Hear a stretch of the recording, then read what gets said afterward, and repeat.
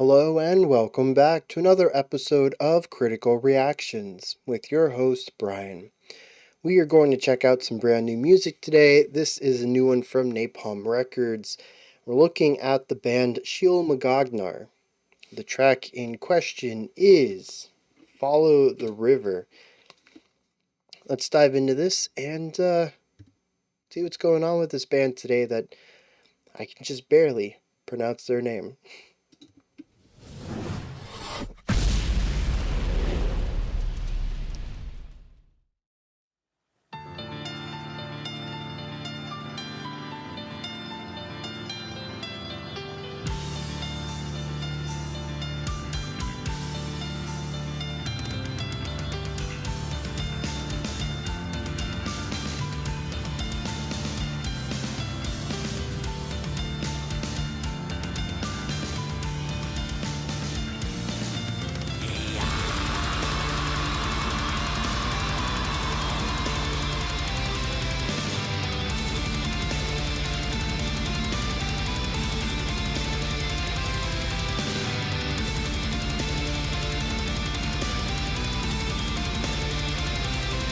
Ton of oppression underneath this, but the guitar riff is very light.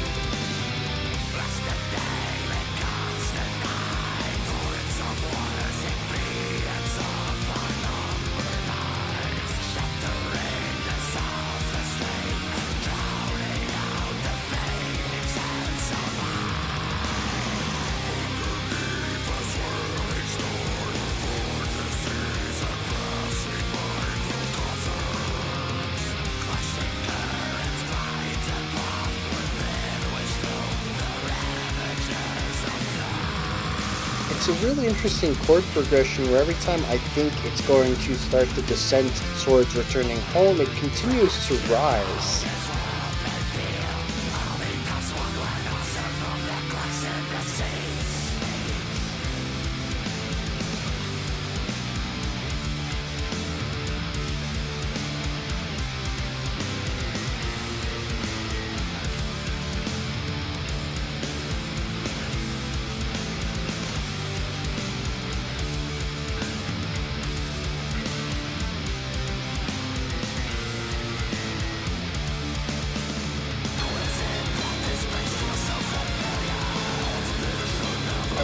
I dig the bass presence in a lot of this.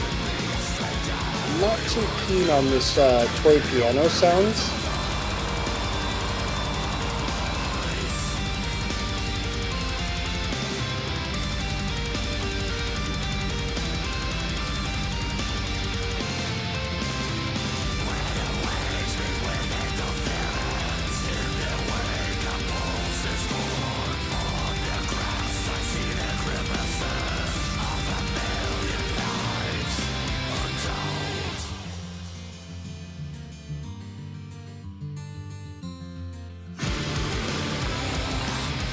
I hope we hear more of those breaks.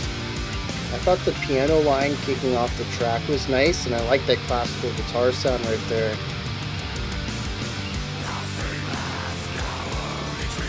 I would like to hear more of the acoustic side of things.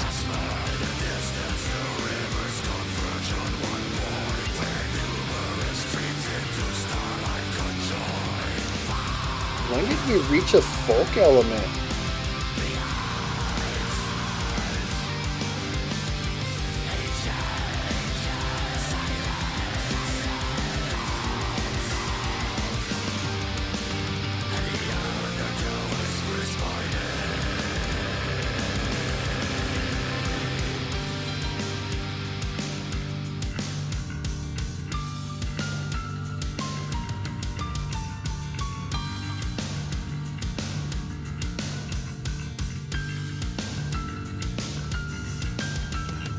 Really interesting key we're in.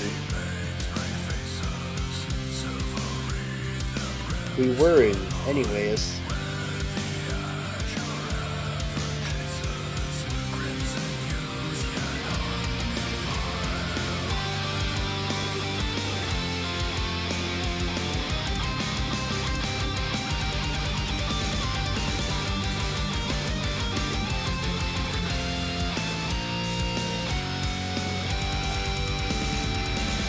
little bit of darkness we haven't really heard all song.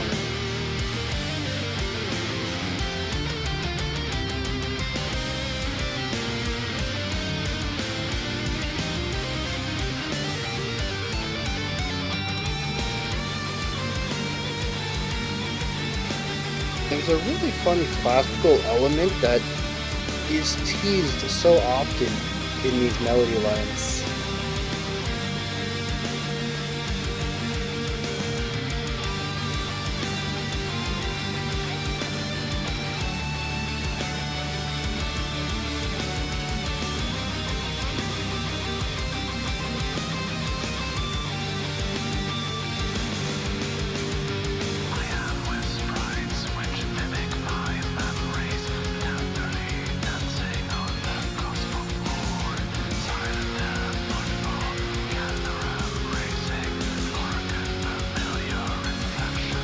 There's something peculiar about the production, too, that sort of hides some of the aggression of the metal songs.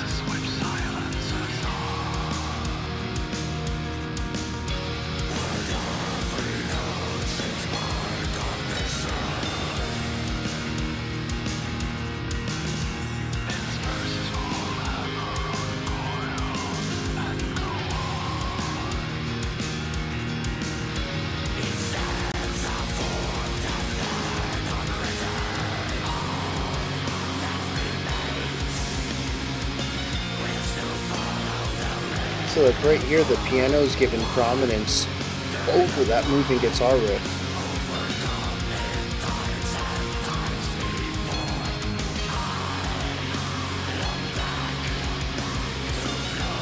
And it sort of softens up the sound a little bit.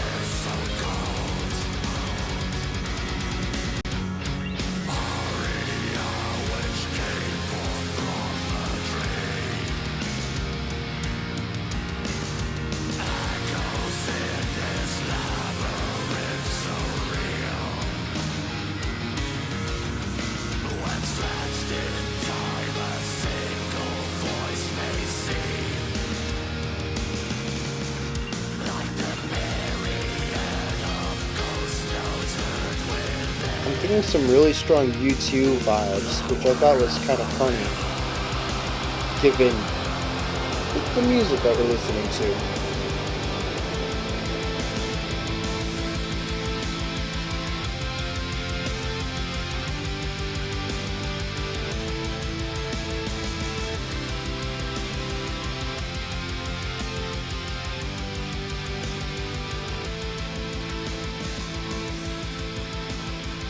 I didn't bring up the drums much.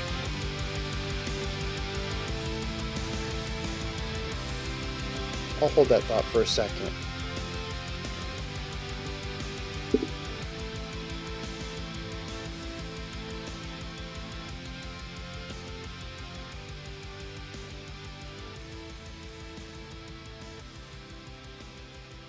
I did enjoy the visuals of the video though.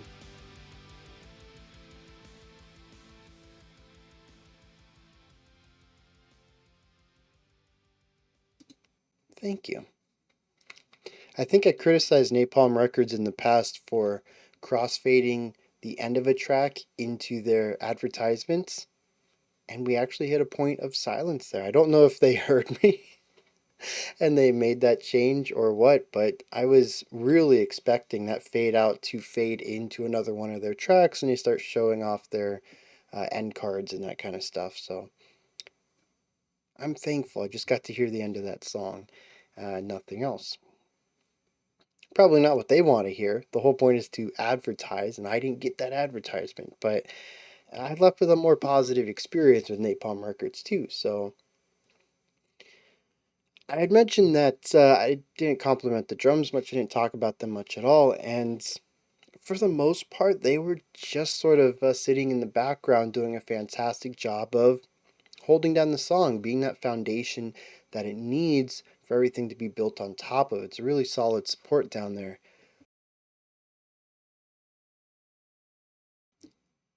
But that doesn't mean that it didn't do anything impressive or good or anything like that. I really appreciate the vocabulary of this drummer. The way that they decide to move through transitions, I think the drums are 100% the culprit for how smooth some of these transitions end up being. Their drum fills at the end of ideas typically don't end at the end of a bar. They kind of bleed over into the next bar, or they introduce ideas that are going to be present in the next drum pattern. There's so many ways throughout this that the drums lead movements from one idea to another, and they help blur the lines between sections. The drummer does a fantastic job of that, while also just presenting a lot of the higher pitched elements in here. Our vocals are primarily growled. The guitars don't really get up into any higher range. The piano kind of dances around there a little bit, but the cymbals, for the most part, exist in isolation at the top of this track. And it's really interesting because as weighted and grounded as this song ends up feeling, thanks to a lot of the mid and low emphasis in it, it does kind of present these sparkles up top, these little glints of light. Particularly there at the end. I wanted to point it out, but we were also on a fade out, and I didn't know where we were going, if we were just going to fade the track. I didn't want to talk over anything that might have been going on. I thought I had a free moment, but I wasn't sure. But the use of the ride cymbal there, I thought was really choice. It sounds fantastic. It is light, but cuts straight through. And it just sits up there by itself. Nobody else is really in that range of sounds. And the nice thing is that it doesn't call too much attention to itself. There's a softness to the sound that cymbals typically don't have. And so if you notice it, it's like little sparkles that sit on top of the track. Um, but if you do notice it, no, if you do notice it, it's the little sparkles on top of the track. If you don't notice it, it still adds to the experience. It doesn't feel empty up there. You never really reach that point of feeling like there's an emptiness or a bleakness or um, any sort of isolation due to an emptiness in the sound sphere. The cymbals take care of that in a way that is almost transparent. But I like that I noticed them, and it felt like these little glimmers of hope, these little sparkles that sit on top of the whole track. I mean, the song as a whole is rather positive musically, which we'll get into in a second, but it's that little extra dash that I really appreciate. And it all comes down to the cymbals themselves, a little bit how they're produced, but also how the drummer incorporates their language into how they get used. There's so many little nuanced ideas here in the drums that I don't remember all of them, to be completely honest, but that whenever I checked in on the drummer, they were really helping be the glue for this song and allowing it to be what it is. I think in a different person's hands, the song wouldn't be as cohesive as it is and wouldn't be as strong of a track as it is because of a different drummer's vocabulary and diction. I don't think I've ever, well, maybe, whatever, because of what another drummer would do in their place. So I appreciate the drums, even if I didn't really bring them up too often. They're very important to what's going on here. What most people are going to listen to, though, is the piano, acoustic guitar, electric guitar, and bass. There is so many good lines in this track. The riffs are, for the most part, soothing, calming. Even in more driving sections, maybe, well, we had the tapping solo. In particular, the piano had some faster runs throughout the track as well. Even in those, though, the atmosphere, the emotion of it is soothing. It's a gentle sort of movement that, well, I mean, the track is called Follow the River, and there's imagery of water throughout. That kind of works. If you've ever seen a river or a stream that has a bit of momentum to it and is kind of moving quickly, it still looks peaceful or calming. Very rarely do I think people attribute anxiety to staring at a river. And I think this song kind of encapsulates that in a way I didn't know I was going to go in that direction, but it does.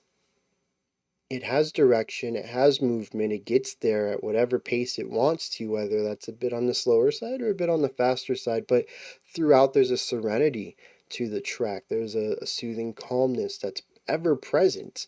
There are some moments of darkness. I had mentioned during the guitar solo, it's either the guitar solo or the piano solo.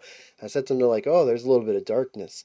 We really didn't have dark chord progressions or tension or any of those more negative emotions crop up in the song, despite it being metal, extreme metal in some ways, even.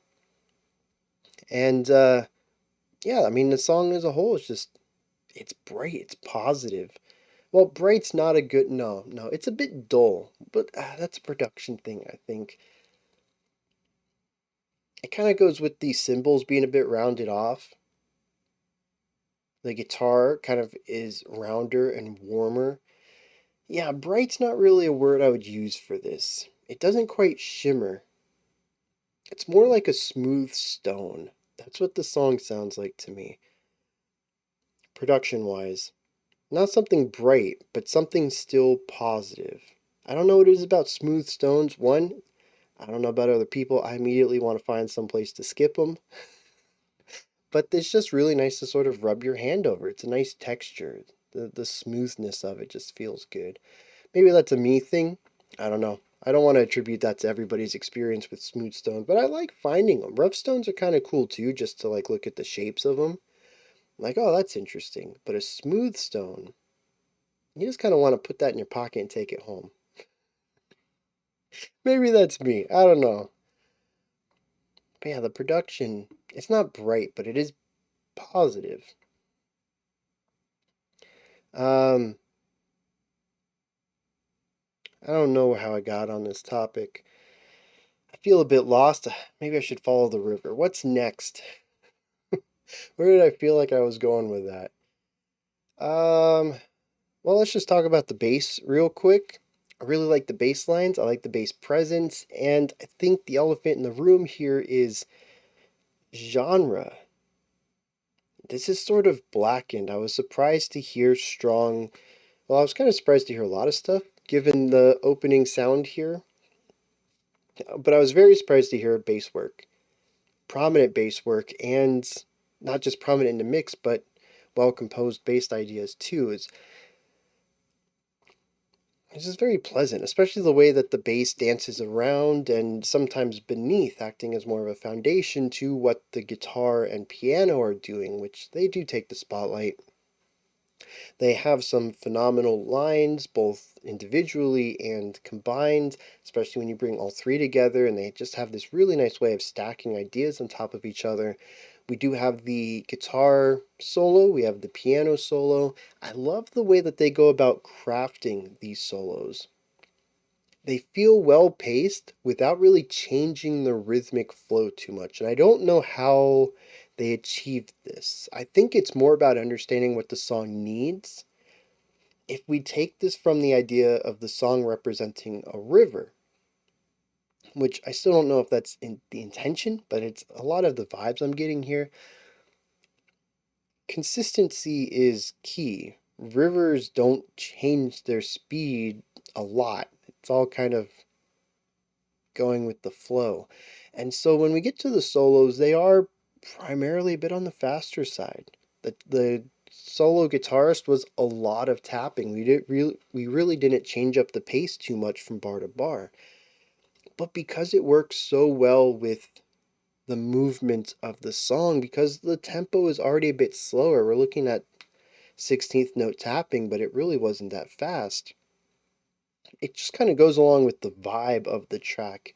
And the solo ends up not being something to focus on specifically. If I look at those 16 bars, it's not paced too well. It's all just one idea.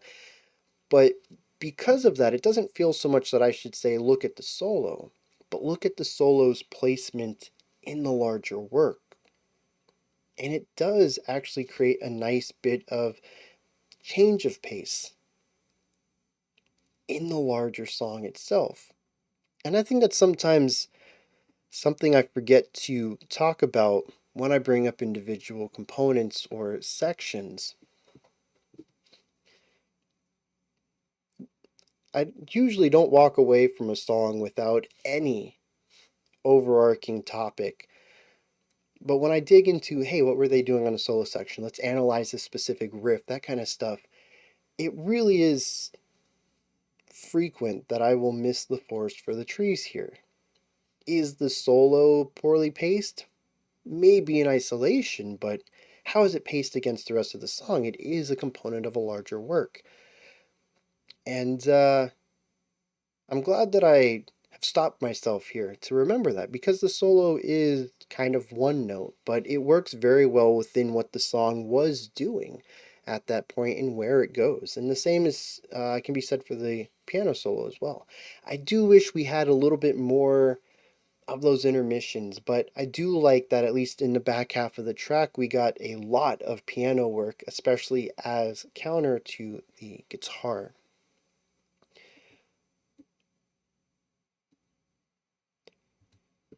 The weakest part for me is going to be the vocals.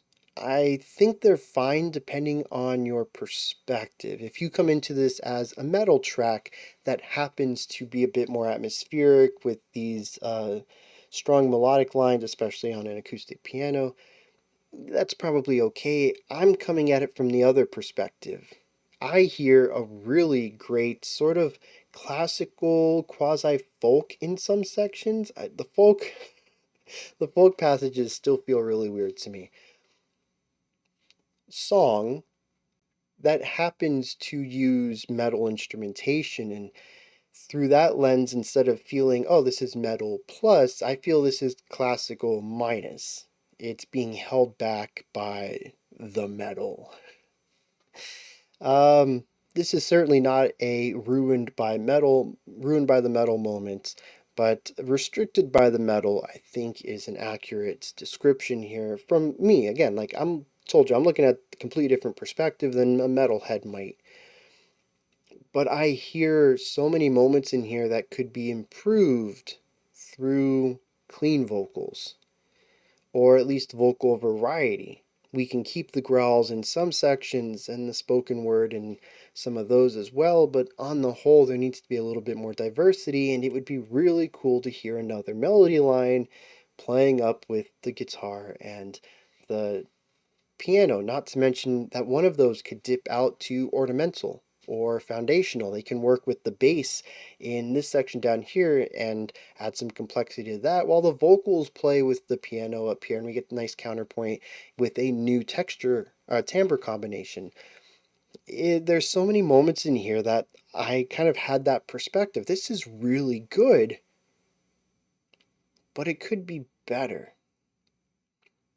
And so for me, it ends up being that it's really good for metal.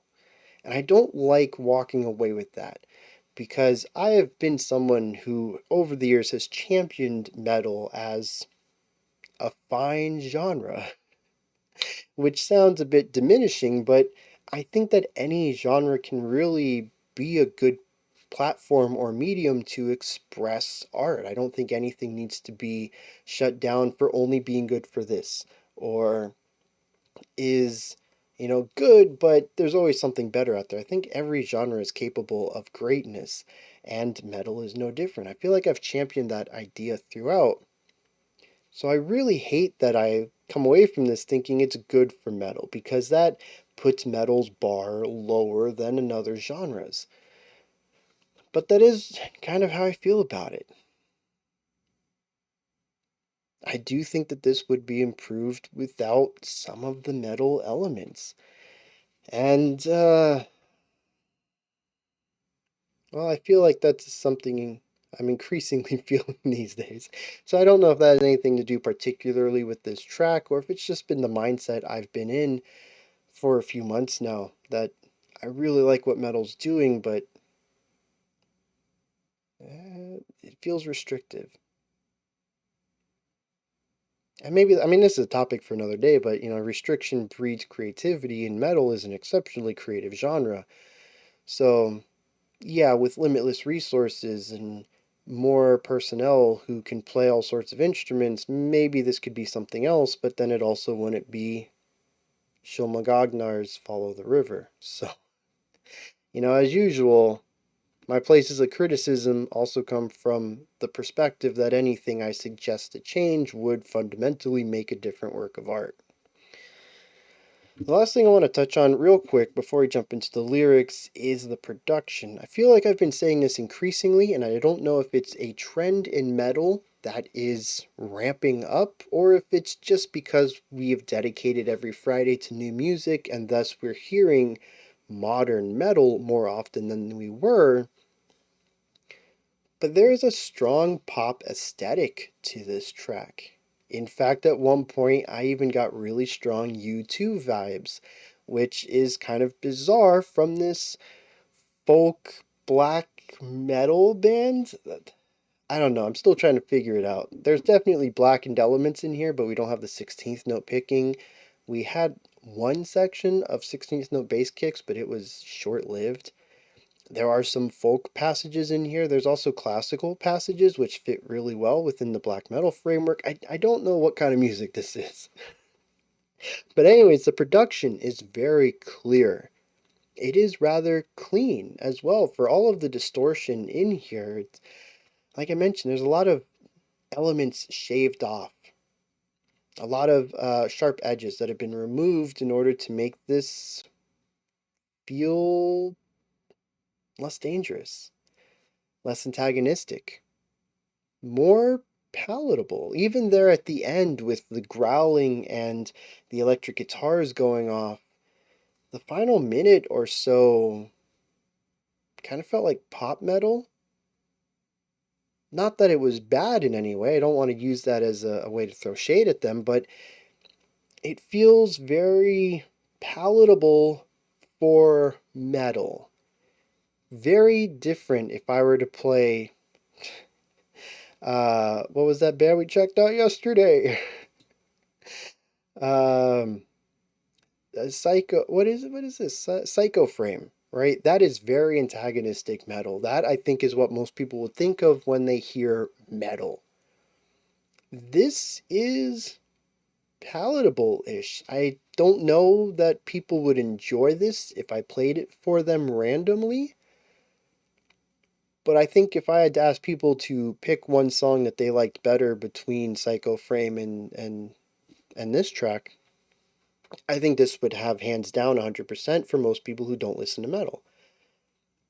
It just reduces a lot of the barriers to listening to this type of music, and it creates a sound that is softer around the edges. It's less sharp, it's less dangerous, it's less antagonistic. And I find that really interesting because they didn't do that by changing anything fundamental. The drums are still compositionally fairly aggressive. The guitar work is loud and punchy, and the riffs are what I would expect for this type of music. The vocals are primarily growls. Like, there's nothing here that is not metal. It's just a bit softer. It's all on the production side. And I appreciate it. Especially since I've mentioned there's a lot of blackened elements in here, but without the hurdles that I have to listening to black metal. We have rhythmic diversity in here. We have timbre diversity in here. We have strong production in here. It's still fundamentally, somewhere at its core, black metal composition. But sonically, it feels poppy. And I can listen to this. I quite enjoyed this. As much as I've talked about, I wish there was more to it. And I still think I would have liked some clean vocals somewhere. I enjoyed this. It has a really nice vibe to it.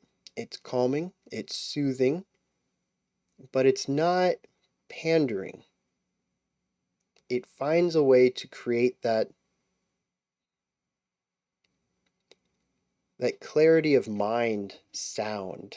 Like I mentioned, staring at a river and just kind of having this calm wash over you without getting rid of what makes metal metal. The riffs are there, the guitar tones are there, the drumming is there, the bass work, the growling, it's all there, but it's not anxiety inducing. It's not weighty. Well, it is weighty. There's that rooted earthiness to it, but it isn't a weight on your shoulders.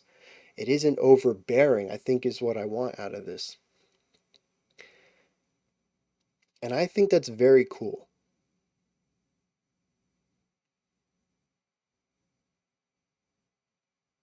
I'm gonna hit some lyrics. Lyrically, well, it was really nice that the somebody, maybe the vocalist or lyricist at least, uh, gave a little excerpt on what's going on. It seems that there's concept connectivity going on between albums. This is their third album, though, called Convergence. It says on the journey of death, the protagonist awakens in a surreal world. Surreal world. Are the things he is seeing real or merely the machinations of a dying brain? Doesn't matter now. All he knows is he must follow the river. So I do feel a little lost in this. It seems like an okay starting place if this is part of other albums. Nice little soft landing point to bring in new listeners, I suppose. I do want to call this out real quick, though. The vocabulary here is quite impressive, but while reading it, I started to have this idea that the lyrics are a little cheesy. And it's particularly due to not the topics at hand, but the way they're addressed, the high vocabulary here. And it kind of dawned on me that there's a lot of metal out there with impressive vocabulary, and that while reading it as a poem, just straight up the lines here, it kind of gets a little bit into that cheese territory in execution with the music around it. Rarely do I feel that. In fact, when I think of metal cheese, I think of power metal, which sometimes utilizes more complex lyrics, but frequently is just kind of delivered rather straight with typical language. So I just think it's really interesting how metal can take lyrics like these and make them not seem out of place. I don't know, it's an impressive element of the genre that I don't think I've ever vocalized before, but maybe it's been stirring in my brain somewhere and it just clicked with me. But like right at the beginning of this track, as presumably our protagonist awakens on this world, as the day becomes the night, torrents of water sing paeans of unnumbered lives, shattering the sophistry and drowning out the fading sense of I. Underneath a swirling storm of vortices and passing microcosms, crushing currents grind the path within which flow the ravages of time. There's a really nice flow to it all, but it also feels very. If the vocalist is listening to this for some reason, please know this comes from a place of endearment. It feels very try hard. But like I said, when it actually ends up in the song and everything's going on around it, it works. It's just reading in isolation like this. Um, but yeah, like I just think that's really interesting. Like if you put this into a pop song, hip hop, hip hop actually might get away with it, but a pop spot, country, radio rock, like this would sound so bad. It would sound so cringy. But in metal, it doesn't. I just think that's fascinating. It's a place for poets and linguists and those who are just really strong speakers in their language. You know, I mostly only cover English lyrics because that's what I know, but I'm sure there are people just as poetic in their own language in other languages. And it's put to metal and it sounds fine. I don't know. Nothing specific about this song or these lyrics in particular. It's just something I just kind of noticed about metal in general. I think it's fascinating. We do have some stanzas about sort of looking around and not really understanding where things are, what things are. One point says, "How can this place feel so familiar? Contradiction never felt so sublime." But I like this line. Why do I feel the scrutiny of billions of eyes? The idea that you're not alone in this strange area. I really like that line. Speaks about continuing to move along in this world, experiencing and seeing and hearing some of the stuff that goes on in it, and this underlying element of having your voice called out. Particularly, it says, through an ancient silence, he can hear his name being whispered.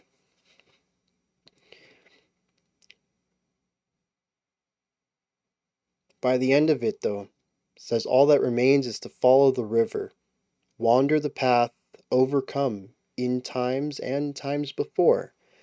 I long back to flow with its water so cold. Area which came forth from a dream echoes in this labyrinth surreal. When stretched in time, a single voice may seem like the myriad of ghost notes heard within the whir of a river. That is how we end it. Not knowing what is real and what isn't, but said so in, well, such a beautiful way.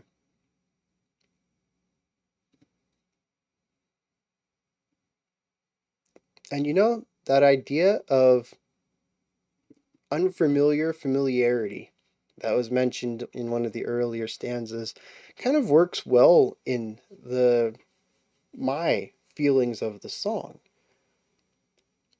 There are elements in here that are very metal, things that I attribute to metal music, but the song as a whole isn't metal. There's a lot of classical elements in here, some folk that I still don't know how to properly digest. There's the pop aesthetic as far as the production is concerned and the clarity in that. It is familiar in ways that are unfamiliar in the way that they come together and the makeup of ideas. I don't know if that's particularly what they're aiming for, but that was certainly my experience through the track as we just went through, and it's very interesting to find out the song lyrically is about that same concept. I don't know that everyone will have my experience here of trying to figure out how this song came together, what it actually is, but I did. My journey is a type of parallel with our protagonists here, being tossed this odd sonic world right into my ears with no knowledge of what I was getting into, any context around it. I just kind of woke up into this song and I'm trying to figure out what it is, and there's some things that make sense and some don't. Those are my thoughts on SHYLMAGOGHNAR's Follow the River. Let me know what your thoughts are on this, your opinions, your perspectives. Let me know if you enjoyed it or not, anything that stood out to you. Put all that stuff down in the comments section. Above that, in the description box, you'll find a link to Linktree in there. You can find this menu with a bunch of buttons on it. They take you to my music, ways to support the channel like Patreon and special selection, a link to the Discord server, and so much more. There's a lot of buttons in there. Go ahead and check it out. Above that, if you could, like, subscribe, and ring the bell. I greatly appreciate all three. We do have one more new song today. Otherwise, I'll be back tomorrow. We're going to have 2 album reviews, which is kind of bonkers.